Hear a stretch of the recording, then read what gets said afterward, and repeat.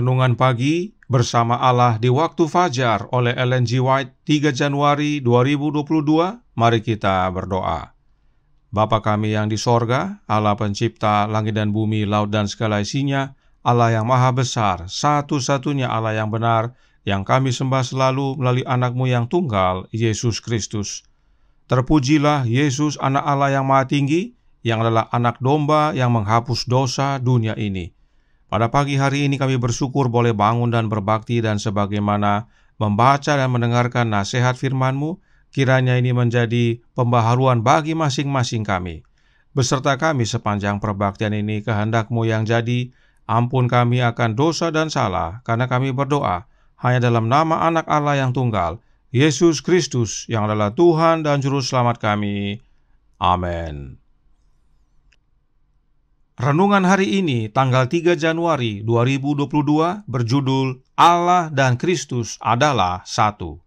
Ayat inti terdapat dalam Yohanes 10 ayat 29 dan 30 yang berkata, Bapa-Ku yang memberikan mereka kepadaku lebih besar daripada siapapun, dan seorang pun tidak dapat merebut mereka dari tangan Bapa. Aku dan Bapa adalah satu. Sebagai satu pribadi, Allah telah menyatakan dirinya dalam anaknya. Yesus memancarkan kemuliaan Bapa dan merupakan ekspresi gambar pribadinya, hidup sebagai manusia di dunia. Sebagai seorang juru selamat, dia datang ke dunia. Sebagai juru selamat, dia naik ke sorga. Sebagai juru selamat, dia mengantarai di bait suci sorgawi. Di hadapan tahta Allah melayani kepentingan manusia, seorang yang seperti anak manusia. Kristus terang dunia menudungi cahaya keilahiannya dan hidup sebagai manusia dan tinggal di antara manusia, supaya mereka dapat mengenal Allah lebih dekat dan tidak binasa. Tidak ada manusia yang pernah melihat Allah kecuali yang dinyatakan melalui Kristus. Kristus berkata, Aku dan Bapa adalah satu. Kristus datang untuk mengajar manusia hal-hal yang Allah rindu untuk mereka ketahui. Di sorga, di bumi, di lautan yang luas, kita melihat pekerjaan tangan Allah. Semua ciptaannya menyatakan kuasanya, hikmatnya, kasihnya. Tetapi bukan dari bintang-bintang atau lautan atau ciptaan yang lain kita dapat melihat kepribadian Allah sebagaimana yang dinyatakan dalam Kristus. Allah melihat bahwa sebuah pernyataan yang lebih jelas dari alam diperlukan untuk melukiskan baik kepribadiannya dan tabiatnya. Dia mengutus putranya ke dalam dunia untuk menyatakan sedapat mungkin yang dapat dilihat oleh mata manusia, sifat-sifat Allah yang tidak kelihatan. Dialah guru ilahi yang memberi pencerahan. Jika Allah berpikir bahwa kita memerlukan pernyataan lain selain dari Kristus dan firman-Nya, Ia pasti telah memberikannya. Ini semua dikutip dari buku Testimonies for the Church, volume 8, halaman 265 dan 266. Selamat pagi, saudaraku dalam Tuhan. Berdasarkan pernyataan renungan hari ini, semakin jelas bahwa Allah yang dimaksudkan adalah Allah Bapa. Dalam tulisan lainnya, Nyonya White menyatakan, Reflecting Christ, halaman 39 paragraf 7, yang berbunyi, Mengambil kemanusiaan padanya, Kristus datang untuk menjadi satu dengan umat manusia, dan pada saat yang sama untuk mengungkapkan Bapa sorgawi kita kepada manusia berdosa. Yesus yang adalah anak Allah datang ke dunia ini menjadi manusia untuk ungkapkan Bapa yang adalah Allah. Kenapa anak Allah yang ungkapkan Bapa kepada manusia? Masih dalam buku yang sama dijelaskan dalam Reflecting Christ halaman 39 paragraf 7. Dia yang telah berada di hadirat Bapa sejak mulanya, Dia sendirian yang merupakan gambar wujud dari Allah yang tidak terlihat, yang mampu mengungkapkan karakter ketuhanan kepada umat manusia. Inilah alasannya mengapa Allah Bapa menyatakan dirinya melalui anaknya, sebab hanya Yesus sendiri yang mampu mengungkapkan karakter Allah. Jika disebut hanya Yesus sendiri, maka tidak ada oknum lain yang bisa. hanya Yesus yang mampu ungkapkan. Sebab memang sebagaimana pelajaran tanggal 1 Januari yang baru lalu dikatakan dalam Membina Keluarga Sehat halaman 380 paragraf 3, berbunyi, Aku dan Bapa adalah satu. Demikianlah penjelasan Yesus. Tidak seorang pun mengenal anak kecuali Bapa, dan tidak seorang pun mengenal Bapa selain anak, dan orang yang kepadanya anak itu berkenan menyatakannya. Allah Bapa menyatakan dirinya melalui anaknya adalah karena hanya anak yang mengenal Bapa, dan hanya Bapa yang mengenal anaknya. Tidak ada yang lain. Nah, salah satu yang Yesus nyatakan adalah karakter Bapanya. Lalu, apalagi yang Yesus nyatakan? Kita baca dalam Kerinduan Segala Zaman buku pertama halaman 13 paragraf 2, berbunyi, Oleh datang tinggal bersama kita, Yesus harus menyatakan Allah baik kepada umat manusia maupun kepada segala malaikat. Ialah firman Allah, buah pikiran Allah yang diperdengarkan. Kutipan ini mendalam maknanya, saudaraku dalam Tuhan. Kristus yang adalah firman Allah adalah buah pikiran Allah yang dibuat terdengar. Dalam bahasa Inggris dikatakan made audible. Dari kalimat ini jelas tidak mungkin anak Allah itu muncul bersamaan dengan Bapa. Itu sebabnya, saudaraku dalam Tuhan, Yohanes tuliskan, pada mulanya adalah firman. Artinya, firman itu mempunyai permulaan, yaitu sejak dia dilahirkan. Sejak dia menjadi pikiran Allah yang diperdengarkan. Itu sebabnya Roh Nubuat menyatakan yang berikut ini dalam The Youth Instructor Juni 28 tahun 1894 paragraf 9, yang berkata, Siapakah Kristus? Dia adalah anak tunggal dari Allah yang hidup. Bagi Bapa, dia adalah bagaikan perkataan yang menyatakan pikiran, seperti sebuah pikiran yang dapat didengar. Kristus ialah sabda Allah. Kristus adalah perkataan yang menyatakan pikiran Bapa. Artinya, pikiran Bapa tersebut Kristuslah wujudnya. Pikiran Bapa dapat terdengar melalui Yesus Kristus anaknya. Itu sebabnya Nyonya White tulis, siapakah Kristus? Dia adalah anak tunggal Allah. Nah, mana yang lebih dulu? Bicara dulu baru dipikir, atau pikir dulu baru berbicara?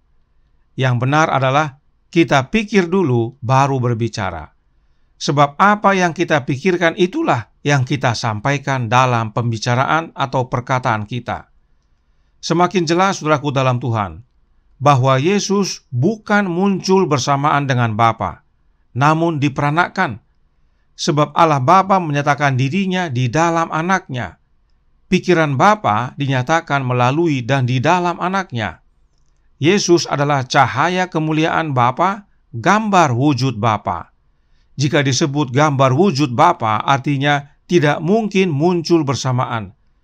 Sebab jika disebut gambar, artinya sudah ada acuannya terlebih dahulu, yaitu Bapanya. Jadi, Yesus datang untuk menyatakan karakter Bapanya dan pikiran Bapanya yang disampaikan dalam firman. Itu sebabnya Yesus disebut firman, sebab Yesus adalah pikiran Bapanya yang dapat didengar. Nah, apakah pikiran dalam Alkitab? Mari kita baca ayat-ayat berikut ini. Yang pertama, Yesaya 40 ayat 13. Siapa yang dapat mengatur roh Tuhan atau memberi petunjuk kepadanya sebagai penasehat?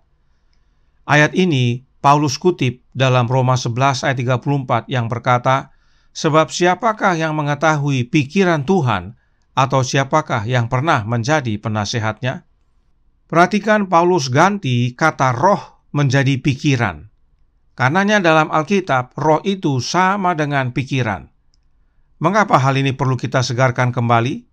Karena Yesus berkata, Aku dan Bapa adalah satu. Apanya yang satu? Mari kita baca kutipan berikut ini dalam The Youth Instructor Desember 16 tahun 1897 paragraf 5. Berbunyi, Dari kekekalan ada kesatuan yang lengkap antara Bapa dan Anak. Mereka adalah dua, namun hampir identik. Dua dalam individualitas, namun satu dalam roh dan hati dan karakter. Bapa dan Anak sangat mirip, hampir identik dikatakan. Kenapa? Karena memang Yesus adalah anak Allah yang Bapa peranakan, gambar wujud Bapa. Itu sebabnya anak-anak kita mirip orang tuanya. Karena itulah pola yang Allah Bapa tetapkan. Anak pasti mirip orang tuanya. Lalu kesatuan apa yang dimaksudkan? Kesatuan dalam roh, hati, dan karakter. Dan salah satu makna roh adalah pikiran. Dan memang Bapa dan anak satu dalam pikiran. Sebab anak adalah pikiran Bapa yang dapat didengar. Made audible. Kemudian dalam tulisan lainnya Roh Nubuat berkata, Signs of the Times, Mei 30 tahun 1895, paragraf 3, berbunyi, begitu besar kasih Allah akan dunia ini sehingga ia mengaruniakan anak tunggalnya, bukan anak melalui penciptaan sebagaimana para malaikat, bukan anak melalui adopsi sebagaimana orang berdosa yang diampuni, tetapi anak yang diperanakkan dalam gambar wujud pribadinya Bapa.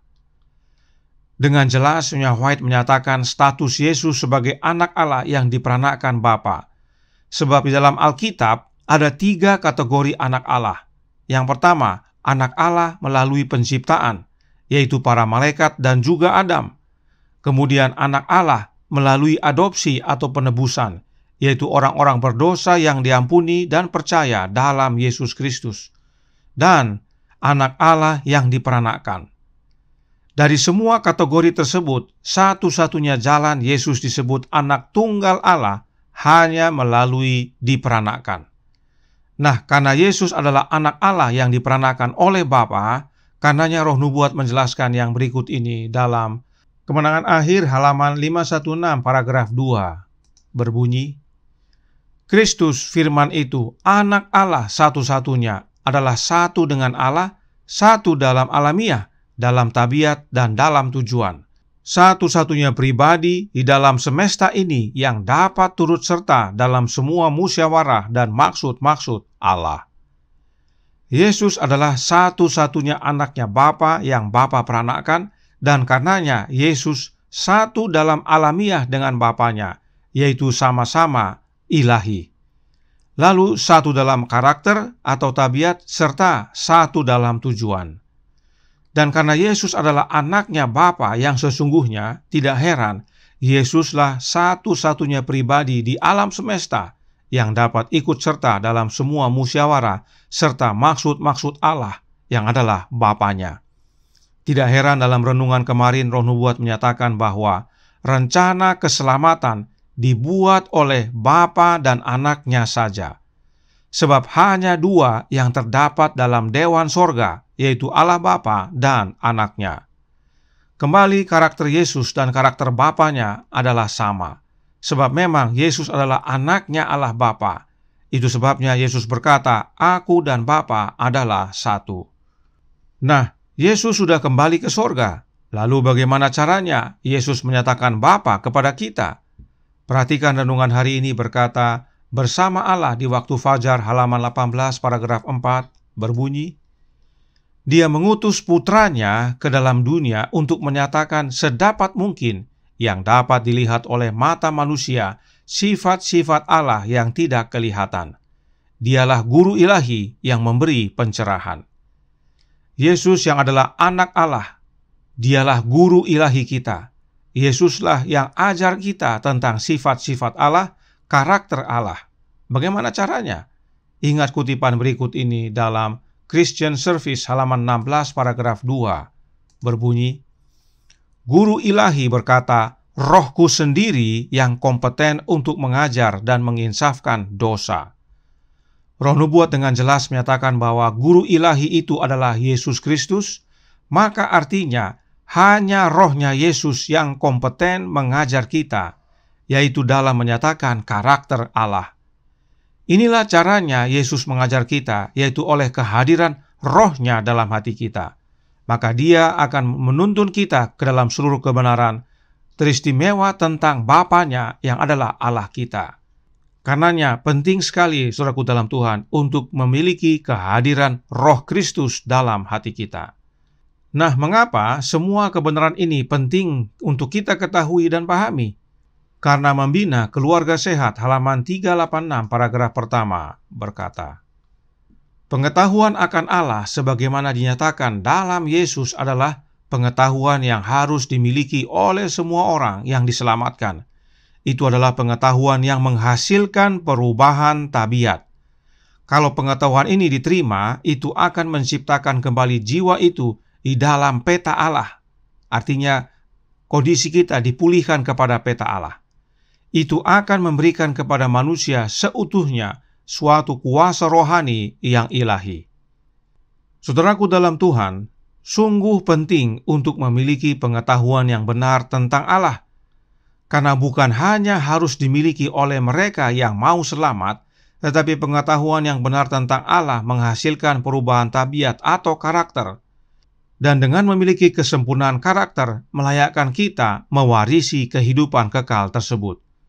Itulah sebabnya Yesus berdoa, inilah hidup yang kekal itu, yaitu bahwa mereka mengenal Engkau, satu-satunya Allah yang benar, dan mengenal Yesus Kristus yang telah Engkau utus.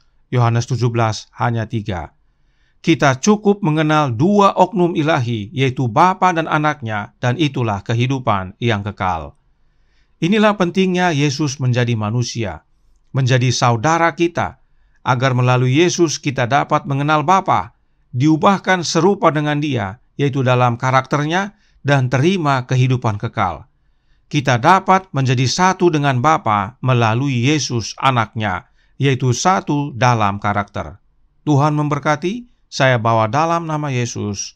Amin. Mari kita berdoa. Bapa kami yang di sorga, Allah pencipta langit dan bumi, laut dan segala isinya, Allah yang maha besar, maha kuasa, sumber segalanya, yang kami sembah selalu melalui anak-Mu yang tunggal, Yesus Kristus. Terima kasih atas pencerahan pagi hari ini, sehingga kami boleh mengerti bahwa makna daripada Yesus dan Bapanya adalah satu. Karena Yesus adalah anak yang Bapa peranakan, karenanya Dia satu alamiah, satu roh, satu karakter, satu tujuan, satu pikiran bersama Bapanya.